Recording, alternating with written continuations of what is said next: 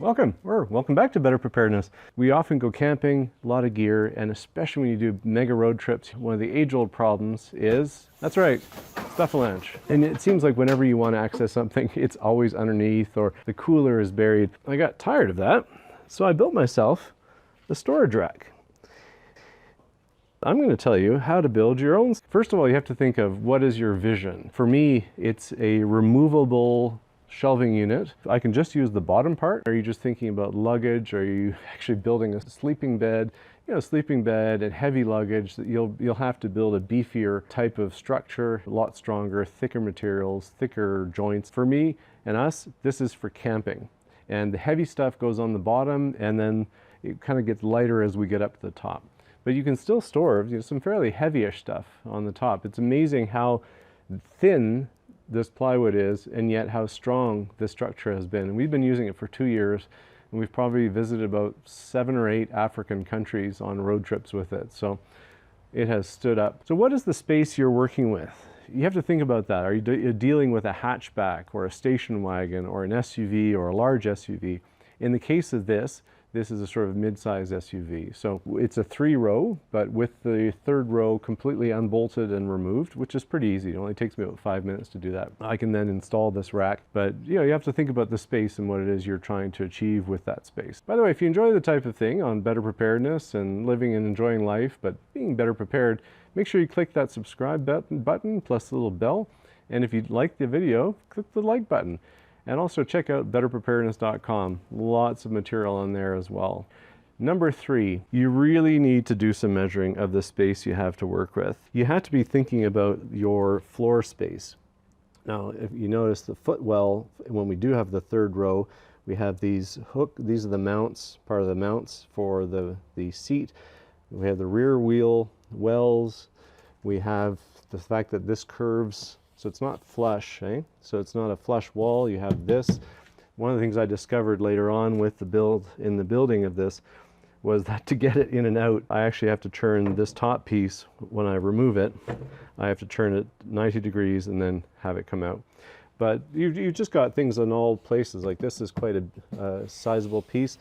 So what you see with all the supports is that I had to kind of work with what I had. So there I have it built in a few inches to accommodate the wheel wells. And by the way, if you enjoy this video about how to build a shelving unit and you want me to do a detailed one about how I built this one, well, mention in the comment section below. And if you have any comments and if you have any suggestions for other people. So you've taken your paper, you've measured it with your tape measure, you've done all the dimensions. I wanted to make sure that this sat below the seat back. And I also wanted to make sure that it wasn't at risk of touching the window.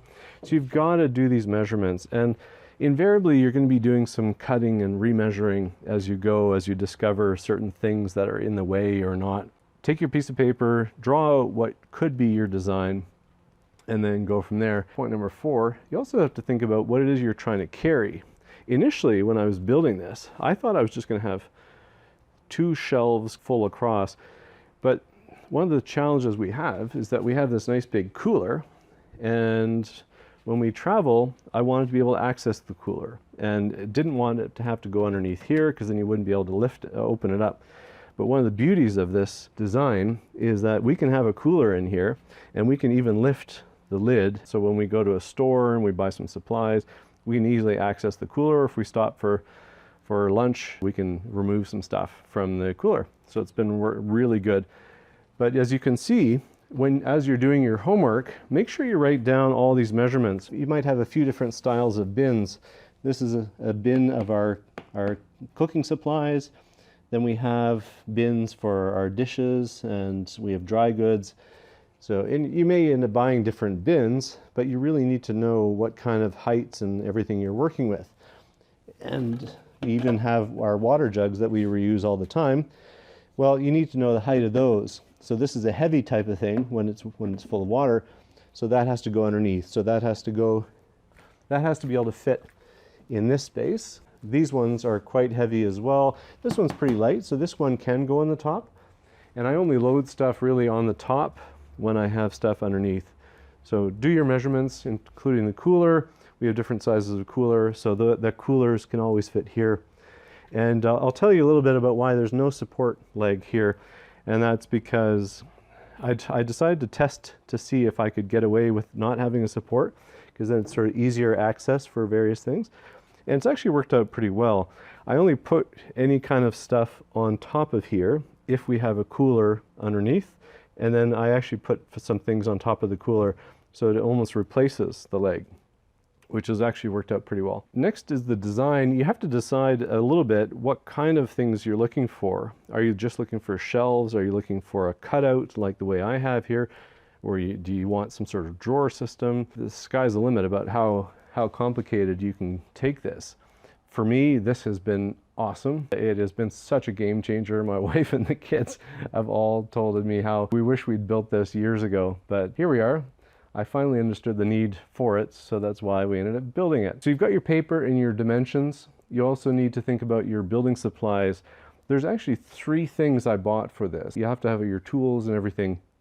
And on betterpreparedness.com, I'm going to put an article on this build, and I'm going to list all the things that went into it. This is 3/8 of an inch plywood. It's super thin. It's only about 1 centimeter, and this has worked out brilliantly. These supports are made from 1 1/4 inch, which is only about 4 centimeters by 4 centimeters, and then screws. So those are the 3 things that I had to buy for this.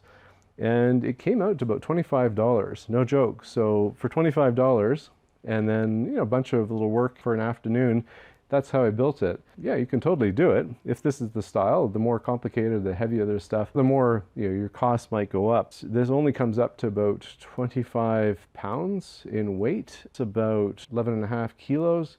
So it's very light, and because it's 2 separate pieces, again, it's not very heavy.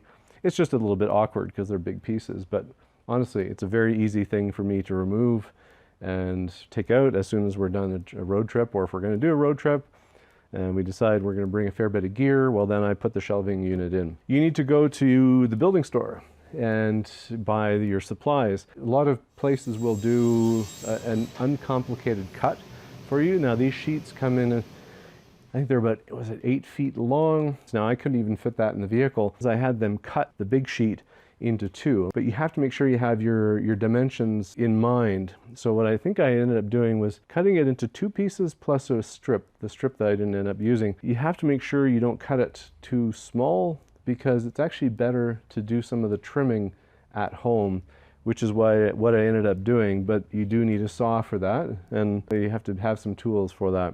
As you're buying your supplies, make sure you buy any tools that are missing. So you need some cutting tools, screwdriver, drill bit. So you get home, now you've got to do some comparing your drawings and the pieces. You've got decisions. You can't just make things super tall.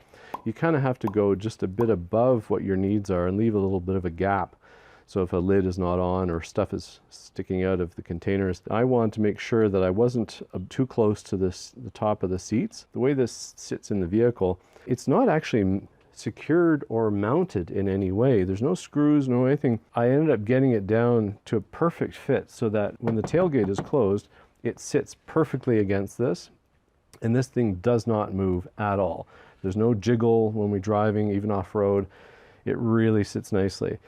And it barely even touches, it doesn't even touch the sides, you see. So there's a gap here, and that's worked out pretty well. So the only real contact is, you can see there's a little bit of a scratch mark here, I think, from this, but that's all the contact there is on the vehicle, and it just sits there.